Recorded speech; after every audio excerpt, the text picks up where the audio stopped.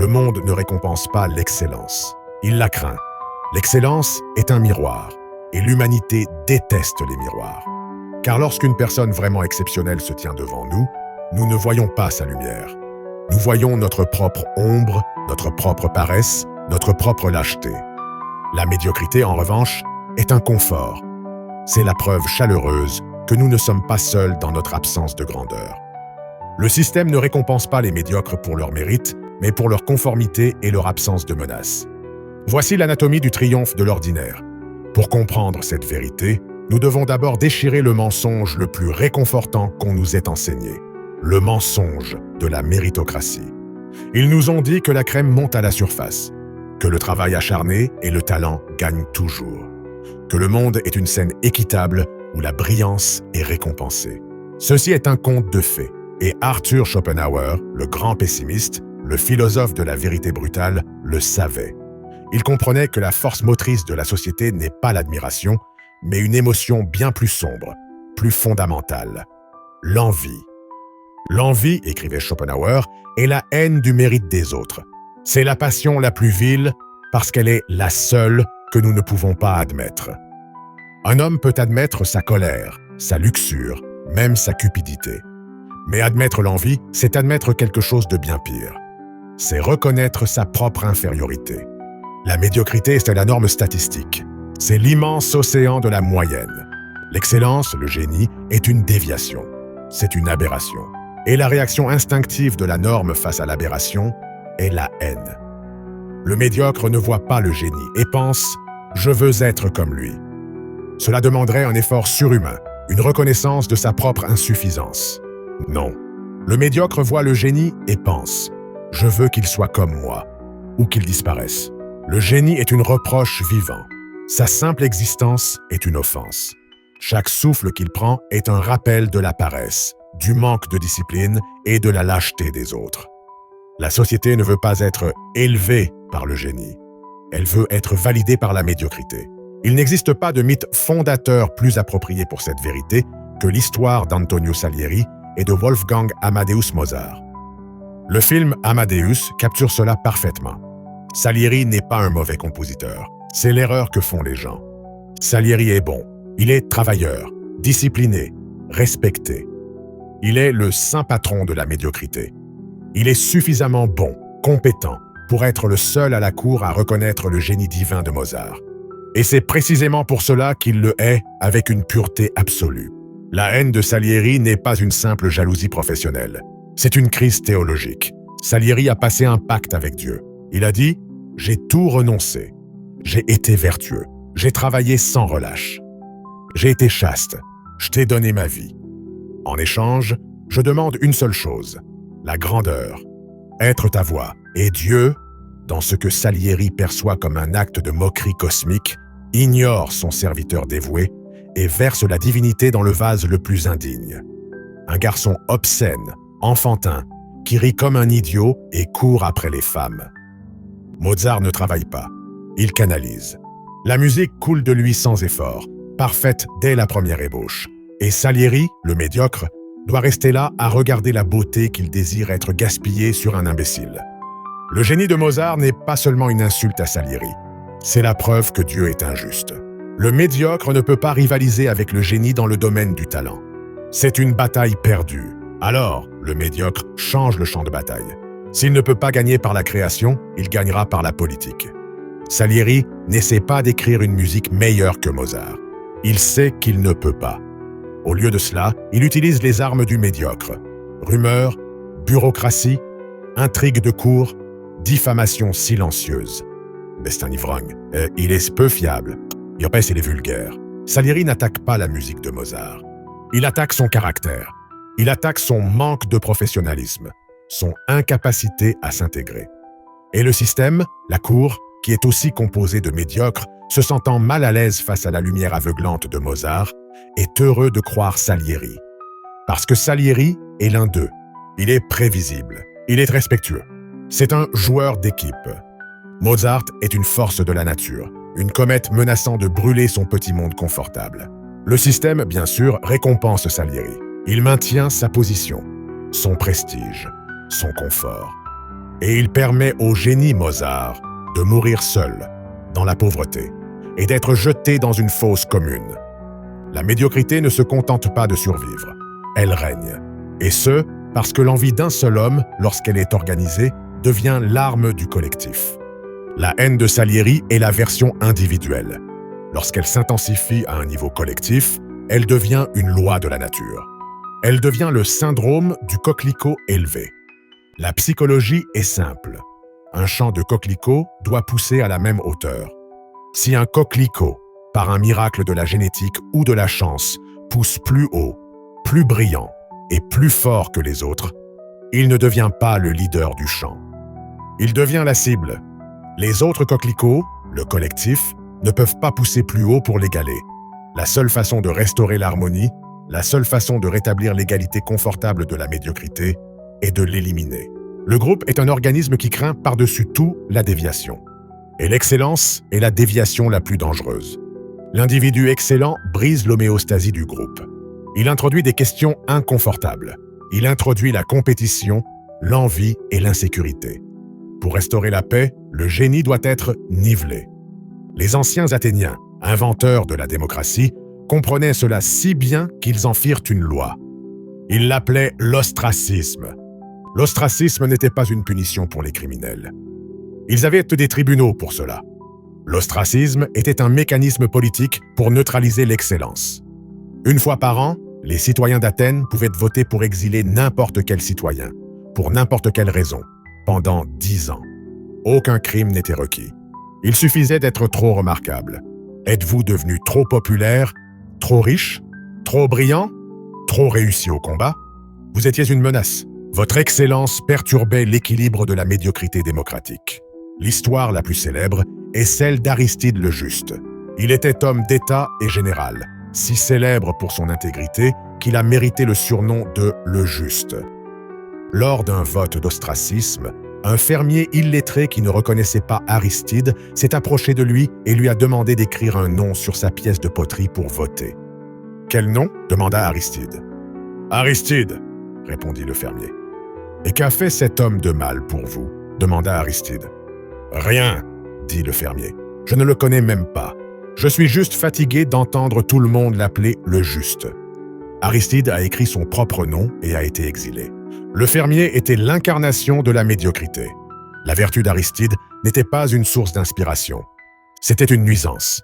C'était un rappel de son propre manque de vertu. Et le système lui a donné une arme pour le détruire. Ce mécanisme n'est pas ancien. Il est éternel. Nous le voyons sous sa forme la plus pure dans le microcosme de la société. L'école. Qui est la cible principale du harcèlement scolaire? Le nerd. L'élève brillant. L'enfant différent. Curieux, qui excelle dans quelque chose que la tribu ne valorise pas. L'élève brillant est haï, non pas pour sa stupidité, mais pour son intelligence. Son excellence viole la norme sociale tacite de l'anti-intellectualisme. Elle fait sentir les autres inférieurs, paresseux ou stupides. Le harcèlement n'est rien d'autre qu'une ostracisation version moderne. C'est l'arme primitive utilisée par le collectif médiocre pour couper la tête du haut potentiel et rétablir l'ordre. Et ce que nous apprenons dans la cour d'école, nous le perfectionnons au bureau. Le collectif social devient le collectif bureaucratique, où la médiocrité n'est pas seulement récompensée, mais constitue une condition pour la promotion. Bienvenue dans la bureaucratie de l'âme, la corporation moderne, le gouvernement, tout système hiérarchique. Ces systèmes ne sont pas conçus pour l'excellence. Ils sont conçus pour l'efficacité. Et l'efficacité dépend de la prévisibilité. Le génie est l'opposé de la prévisibilité. Le génie est disruptif. Le génie remet en question les règles. Le génie est difficile à gérer. Le génie s'ennuie. Le génie voit la stupidité du système et la souligne. Le génie veut changer la machine. Le médiocre est une roue. Le médiocre est l'employé parfait. Il est prévisible. Il obéit aux règles. Il ne menace pas la fragile autorité de son supérieur. Il arrive à 9 heures, part à 5 heures. Sa seule ambition n'est pas de changer le monde, mais d'éviter d'être licencié et peut-être d'obtenir une petite augmentation. Les systèmes ne veulent pas de génie. Ils veulent des rouages. Ils veulent la conformité. Et ainsi, le système récompense la médiocrité. Mais comment? par la théorie de gestion la plus sombre de toutes, le principe de Peter. Le docteur Lawrence Peter, dans les années 1960, a proposé une théorie dévastatrice. Dans une hiérarchie, chaque employé a tendance à atteindre son niveau d'incompétence. Voici comment cela fonctionne. Si vous êtes bon dans votre travail, un bon commercial, vous êtes promu à un poste différent, responsable des ventes. Mais les compétences pour être un bon commercial, agressivité, individualisme, sont souvent à l'opposé de celles d'un bon gestionnaire, empathie, organisation. Si vous êtes un bon gestionnaire, vous êtes à nouveau promu au poste de directeur régional. Si vous êtes un bon directeur régional, vous êtes promu vice-président. Le processus continue jusqu'à ce que vous occupiez un poste que vous ne pouvez pas remplir. Et là, vous restez. Regardez dans n'importe quelle grande entreprise et que voyez-vous? Vous voyez des personnes qui étaient brillantes à un poste 2 niveaux en dessous. Le résultat est que les bureaucraties sont conçues pour se remplir de personnes médiocres qui ont été promues juste au-dessus de leurs capacités. Mais le mécanisme est plus sinistre. Qui prend les décisions de promotion? Ces mêmes managers qui ont déjà atteint leur niveau d'incompétence. Imaginez que vous êtes un manager moyen. Vous avez 2 subordonnés. L'un est un génie brillant et disruptif qui remet en question vos décisions et pourrait clairement faire votre travail mieux que vous. L'autre est un médiocre loyal. Il est prévisible, obéissant, vous met en valeur et ne pose aucune menace. Qui promouvez-vous? Vous ne promouvez pas le génie. Promouvoir le génie serait un suicide professionnel. Cela exposerait votre propre médiocrité. Non, vous promouvez l'autre médiocre. Vous promouvez celui qui ne représente pas une menace. Le système se clone lui-même. La médiocrité promeut la médiocrité. Le génie disruptif est puni. Il est étiqueté, pas un joueur d'équipe. Ah, difficile à gérer. À cause des frictions, on ne correspond pas à la culture. Ne pas être un joueur d'équipe est le code bureaucratique pour être excellent. C'est le ostracisme moderne. C'est le système qui coupe la tête de la marguerite pour se protéger.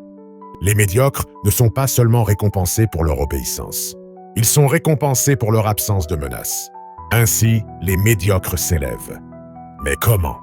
Comment se fait-il que personne ne remarque leur incompétence? C'est ici que nous entrons dans le théâtre de la médiocrité. Le monde ne récompense pas la véritable compétence. Il récompense l'apparence de compétence. Et les médiocres sont les meilleurs acteurs. L'arme secrète des médiocres est l'un des effets psychologiques les plus profonds. L'effet Dunning-Kruger. Découvert par 2 psychologues, il s'agit de l'observation simple que la compétence et la confiance ont une relation inverse. Les véritablement incompétents, les médiocres, sont incapables, par définition, de reconnaître leur propre incompétence.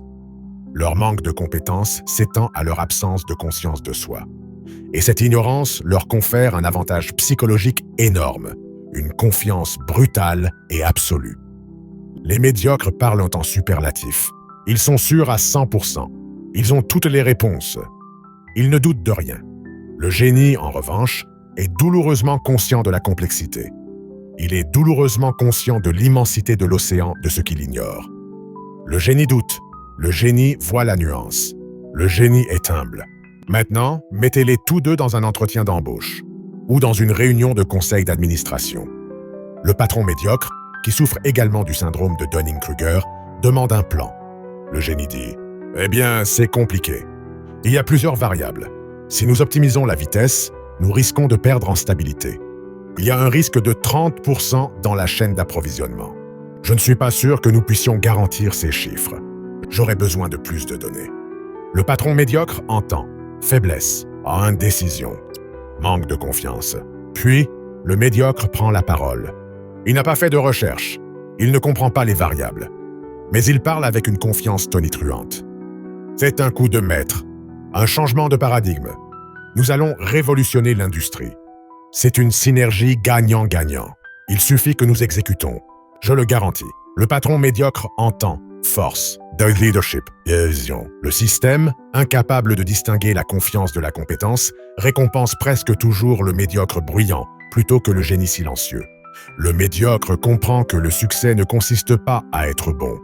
Il s'agit de donner l'impression d'être bon. C'est un maître du personal branding. Un maître du jargon d'entreprise, ce langage vide, conçu pour paraître intelligent sans rien dire. Un maître de l'autopromotion, veillant à ce que son nom figure dans chaque email de succès et blâmant les autres pour chaque échec. Le génie est trop occupé à faire le vrai travail, à résoudre le vrai problème, pour perdre du temps à agir. Le système ne récompense pas le travail. Il récompense la publicité. Il récompense la confiance vide des incompétents. Cette célébration de la confiance vide sur la véritable substance a atteint sa forme finale, son apothéose, à l'ère numérique. Nous sommes entrés dans la tyrannie du relatable. La culte de l'imparfait, l'envie dont parlait Schopenhauer, est devenue une stratégie marketing. Dans le passé, nous admirions l'excellence. Nous admirions des idoles qui étaient distantes, parfaites, mystérieuses, surhumaines. Une star de cinéma comme Greta Garbo était puissante parce qu'elle était inaccessible. Un athlète comme Michael Jordan était admiré pour sa discipline divine, sa compétitivité impitoyable, quelque chose que nous savions que nous ne pouvions pas imiter. Son excellence nous inspirait, mais nous rappelait aussi notre distance par rapport à elle. Le système moderne a découvert quelque chose de bien plus rentable. Il a découvert que l'excellence nous fait nous sentir mal dans notre peau. Elle génère de l'envie et de l'insécurité. Mais la médiocrité authentique, cela nous fait nous sentir bien. La nouvelle monnaie du royaume n'est pas le talent. C'est d'être relatable, d'être identifiable. Nous exigeons que nos nouveaux idoles soient comme nous, mais avec une maison plus grande. C'est la montée de l'influenceur, la star du reality show, célèbre pour être célèbre. Un influenceur n'est pas récompensé pour des décennies de pratique dans un art, ni pour un intellect supérieur, ni pour une compétence rare. Il est récompensé pour l'exposition. Il est récompensé pour montrer sa vie médiocre. Son café du matin, sa tenue du jour, le désordre dans sa chambre, ses défauts authentiques. Les gens ne les suivent pas parce qu'ils sont excellents. Ils les suivent parce qu'ils sont un miroir rassurant de leur propre médiocrité. Elle est assez comme moi. Si elle peut réussir, je peux aussi. C'est le mensonge que la médiocrité se vend à elle-même. Le système numérique récompense l'exposition, pas le talent. Il récompense la conformité à la tribu, pas la disruption par le génie. C'est l'apothéose de la médiocrité. La médiocrité non seulement acceptée, non seulement promue, mais récompensée par une renommée mondiale et des millions de dollars. Le collectif a gagné. Il a fait de sa propre image un idole d'or. Ainsi, le système est conçu pour haïr le génie, Salieri, pour le réduire, Poppy, pour promouvoir la roue, principe de Peter, pour se laisser berner par la confiance, Dunning-Kruger, et pour vénérer la médiocrité, influenceur. La dernière question est, que devient le véritable génie dans ce monde? Que devient la personne vraiment brillante, née dans un système conçu fondamentalement pour la détruire? La réponse est la plus profonde tragédie de toutes. Le génie apprend rapidement, souvent dès l'enfance, dans cette première cour de récréation, que montrer son intelligence est un suicide social. Apprend que l'excellence est une cible. Apprend qu'avoir raison quand le patron a tort ne vous vaut pas une récompense. Cela fait de vous un ennemi. Et ainsi, le génie, pour survivre, doit commettre l'acte ultime de trahison de soi. Il porte un masque. Il se cache. Pratique la conformité comme camouflage. Il devient le génie silencieux. Il est l'employé au fond de la salle de réunion. Il est celui qui voit la faille fatale dans le plan du manager médiocre. Il est le seul à savoir comment sauver le projet. Et il reste silencieux. Il sait que s'il parle, il sera puni. Il sera étiqueté comme négatif, arrogant, perturbateur ou pas un joueur d'équipe. Il sait que le manager médiocre le détestera pour l'avoir exposé. Il sait que le reste du groupe médiocre le détestera pour avoir brisé l'harmonie confortable de l'erreur collective. Alors il reste silencieux. Il laisse le navire couler parce qu'il a appris que le prix pour le sauver est sa propre tête. C'est la victoire ultime du système médiocre. Ce n'est pas qu'il bat le génie. Il le domestique. Il l'oblige à feindre la médiocrité pour survivre. Le génie met volontairement ses propres chaînes. La marguerite apprend à se couper pour pouvoir rester dans le champ. C'est l'exil intérieur. La récompense pour le génie dans un monde médiocre n'est ni la renommée ni la fortune. C'est le silence et la survie. Et ainsi, nous fermons le cercle. Schopenhauer avait raison. Le monde récompense la médiocrité parce que le monde est médiocre. Le système n'est pas une conspiration de quelques-uns. Il est le miroir de la majorité. Et la majorité, par définition, est la moyenne, la norme. La majorité préfère le confort d'une prison partagée et tiède, où tout le monde est égal et personne ne représente une menace, à la liberté terrifiante, froide et solitaire de l'excellence. Salieri bat Mozart. La tribu exile Aristide. Le manager incompétent obtient une promotion. Le charlatan bruyant décroche le poste. L'influenceur devient millionnaire. Et le génie apprend à se taire. C'est le triomphe de l'ordinaire. En fin de compte, nous devons nous poser la question la plus honnête, celle que Schopenhauer lui-même nous poserait. Quand nous voyons le génie être puni et le médiocre récompensé, quand nous voyons le coquelicot haut tomber, que ressentons-nous vraiment? Ressentons-nous de la colère? Ou ressentons-nous du soulagement? Soulagement que le monde reste prévisible. Soulagement que la hiérarchie soit maintenue. Soulagement que nous n'ayons pas à faire tant d'efforts. Soulagement que notre propre manque de grandeur ne soit pas seulement accepté, mais qu'il soit en fait la monnaie de notre survie.